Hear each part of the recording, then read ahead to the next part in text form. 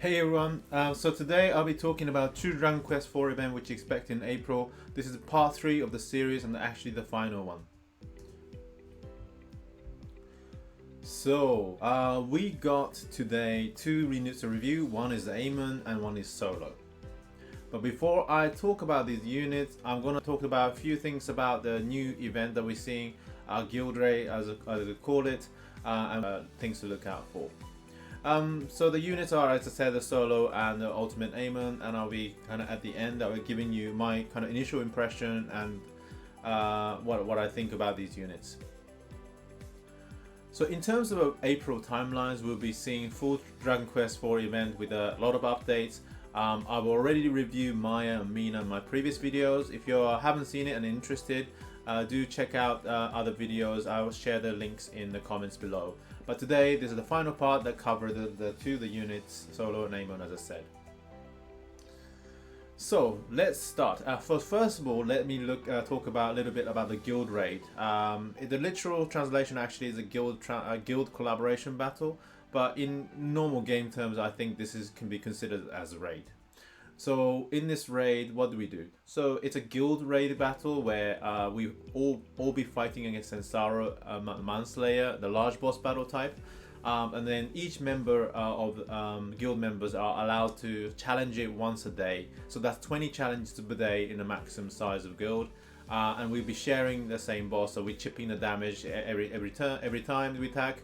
And if we kill it, then it comes back with even stronger, and that goes up to level 20. And then beyond that, it will be a single kind of strength, which is at EX level. The rewards are really good, including the exclusive sword that's unique for this event, and also that means that this sword is the best for the unit Solo. So it's a really we need to really farm quite hard on it. Also, I put on the gold, laughing gold bag on at the bottom, but I think this is a good chance for farm gold as well, because beyond level 20, each PMS kill will grant us 10,000 gold, as well as some of the alchemy materials. So that's a huge potential. I think it's something like up to 300,000 gold potential. So if you're really scarce on gold, like some of our guild members, then this is the event we really must not miss. So let's work at it. Okay, so that's enough for the event. So let's talk about the units. So firstly, the hero Solo. So Hero Solo, I'm pretty sure you've heard all the great things about it and why you think it is, he's a must pull, etc.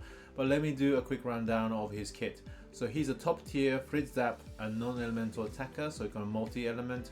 But I think what makes him stand out from the crowd is his non-elemental attack that removes buff. I put the kind of happy slime mark there to illustrate this is the kind of the signature skill of his. So it works a little bit like Frigid Wave. So, and then also this is not this can be spammed, so every turn he can use it if he wants. So really strong kit skill on that. Also he has a Zap AoE attack, also very good, but it's also a sure hit. He has a single target attack with a paralyze. So really strong kit there. Kind of similar, a lot of similarities to Erdrick, but kind of most cases they're an upgrade. In terms of his buffs and passives, he's got Omni buff on odd turns, so very similar to Erdrick. He has a status alignment immunity. It works slightly different to Erdrick, but again very strong. He's got this kind of HP dependent skill, which basically if it's above 50 HP, he does a damage mitigation, but below 50 HP, 50% HP, he does more damage. So the way to think about it, at least for me, is that this is a kind of combination of Erdrick's kind of mitigation and also Saro's damage, damage buff when he gets it, at low HP. But I combine and I kind of blended in together. So really strong and comprehensive kit. And the last point, but not the least, is that he also comes with another skill that is a kind of a buff that you can cast on allies that ignores magic for 2 turns. So that's really strong and unique in the game, and makes him really last long in the last while in the game. Also, his coup is actually the strongest, hardest hitting Frizz attack in the game.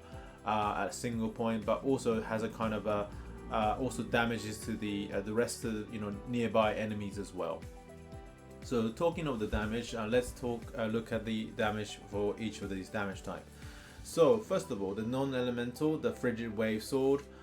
This one is actually a comparative to Sorrow, not the Manslayer, the human Sorrow as Discontinuum. So as you can see, the damage are in fact better, stronger than Discontinuum, and not only that, it comes with that buff removal ability. So it's a real straight up upgrade.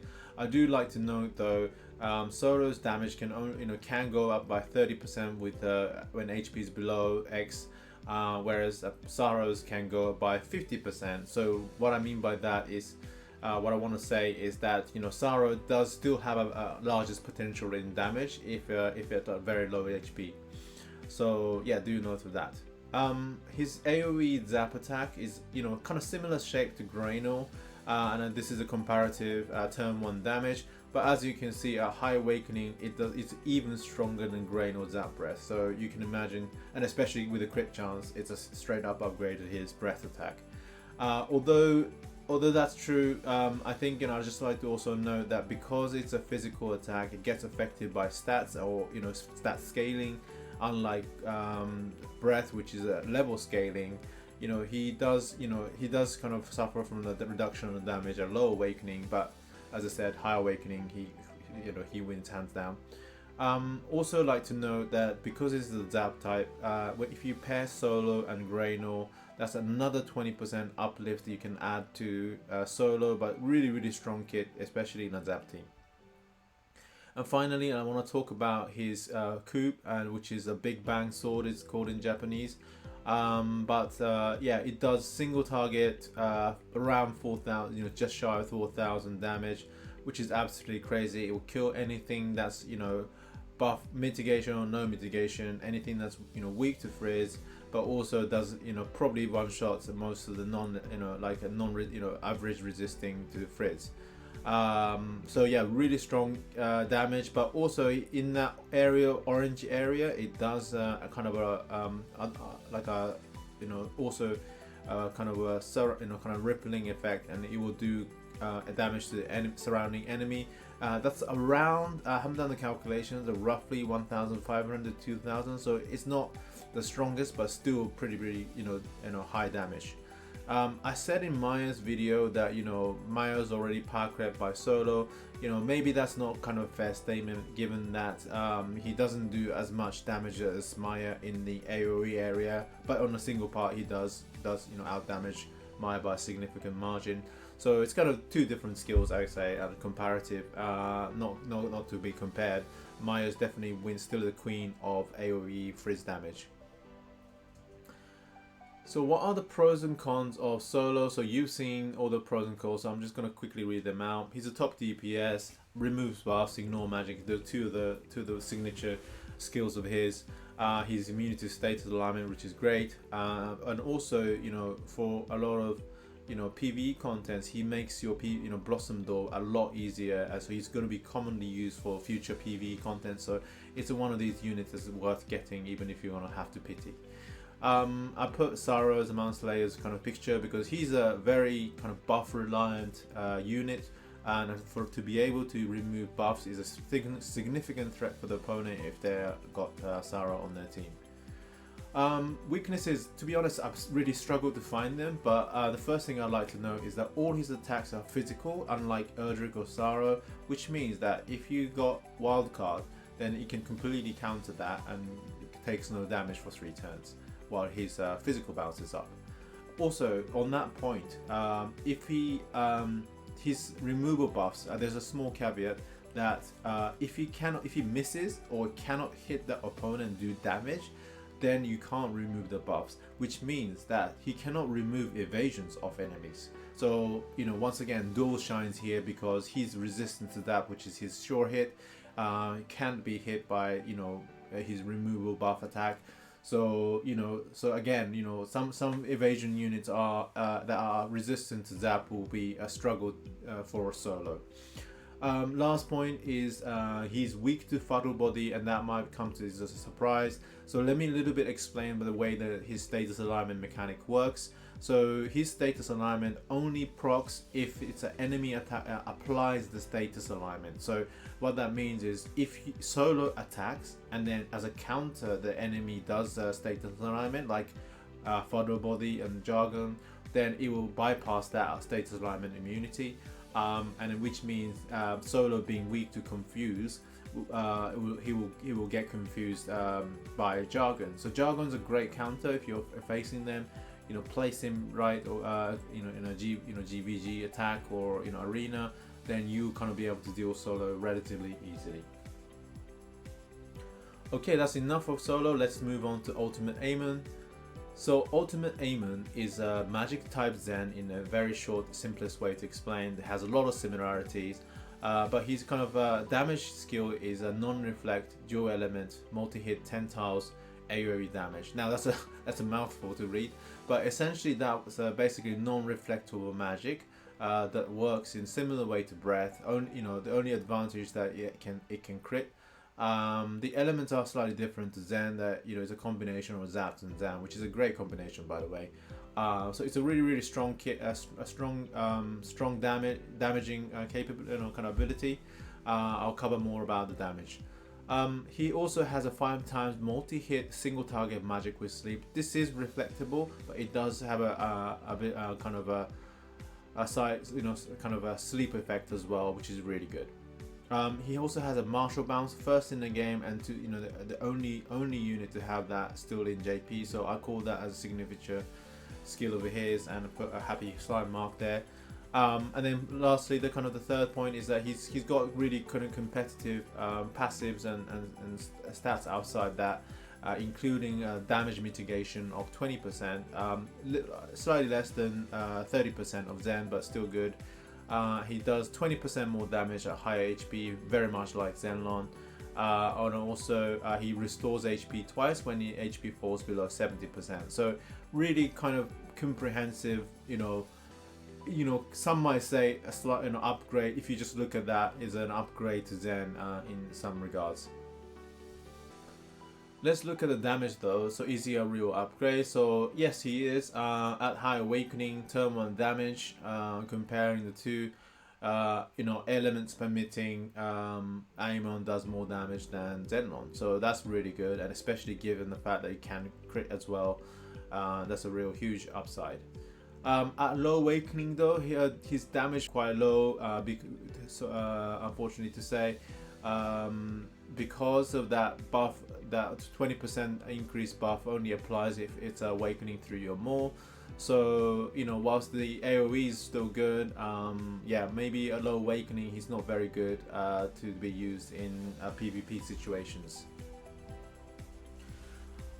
So the pros and cons again. So strength areas is quite simple. He's just very strong DPS, a lot of wide range, sure hit because it's magic and non-reflect Zap and Zam. And not many on that point. Not many of the units can resist Zap and Zam. Only one I know is Baran of Dragonoid Baran. That's getting a good blossom soon. But apart from that, a lot of units are either weak or average to Zap or Zam. So he has the very similar, or if not better, consistent damage capabilities that Zenlon has. He also comes with martial bounce, which is good against a lot of current meta, needless to say.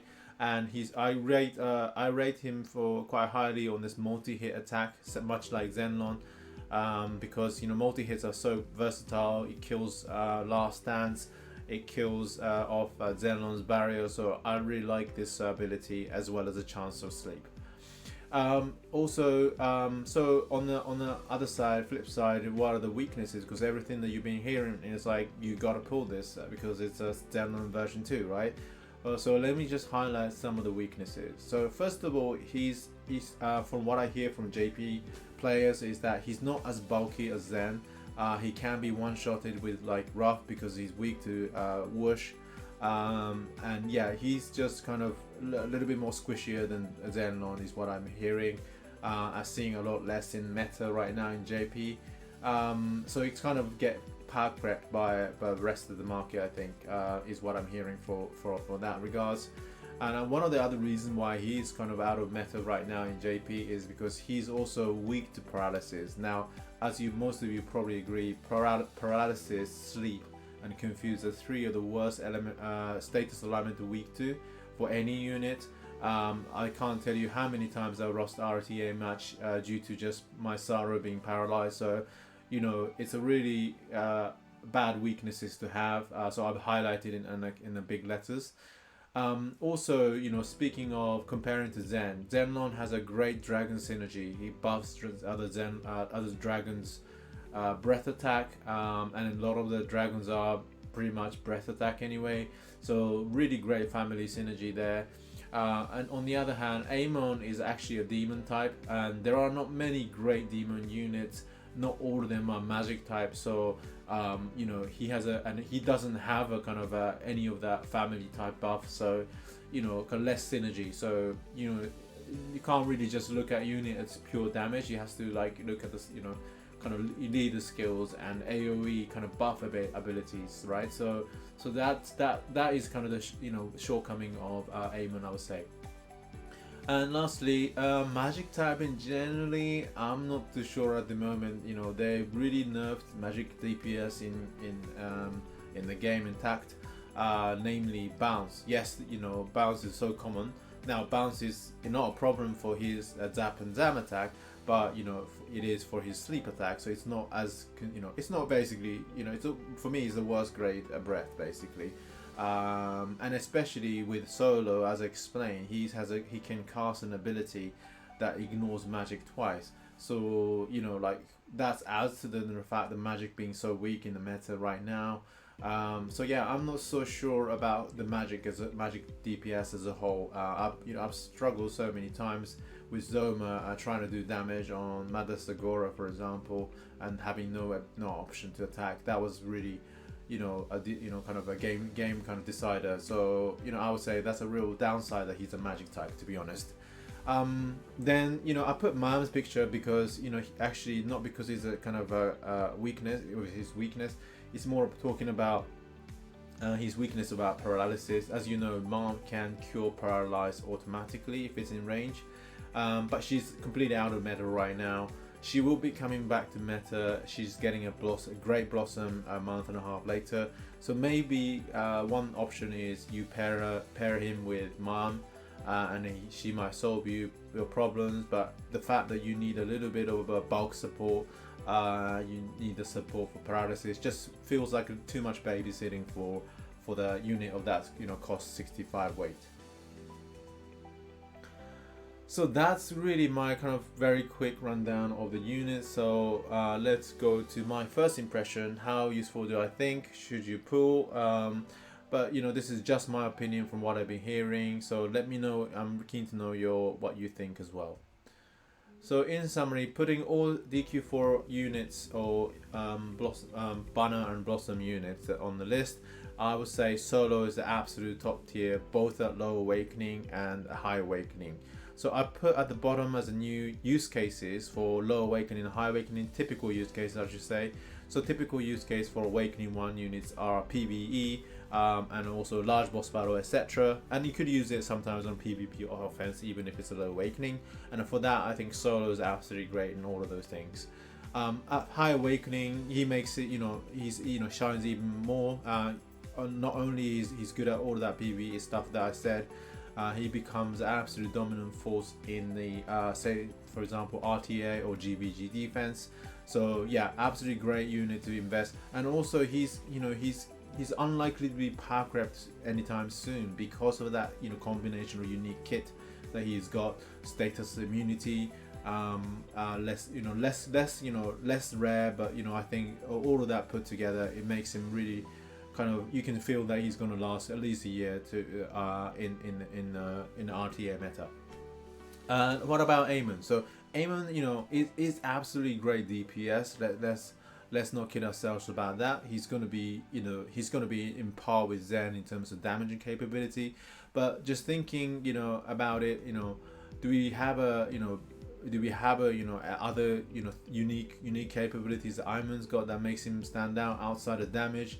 Not really. I mean, sleep options, there's tons of, and then as I said, the bounce, you can't sleep bounce attack units, so there are small little downsides that actually kind of adds up, and for that reason I put him the great instead of the top tier. But I think he's still a great unit if you can go all the way to Awakening 5. On the other hand, though, in the kind of a PvE content, I don't think Aamon's worth kind of investing if you're just getting, trying to pity Aamon.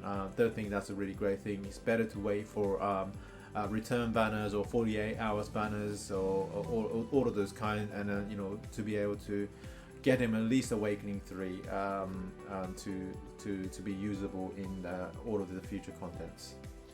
So that's it for my reviews, and I hope you enjoyed all 3 of my contents, and if you have thought this is useful in some way, please do like and subscribe to my channel. It would definitely encourage me to do more of these. So once again, thank you very much, and hopefully see you soon. Later.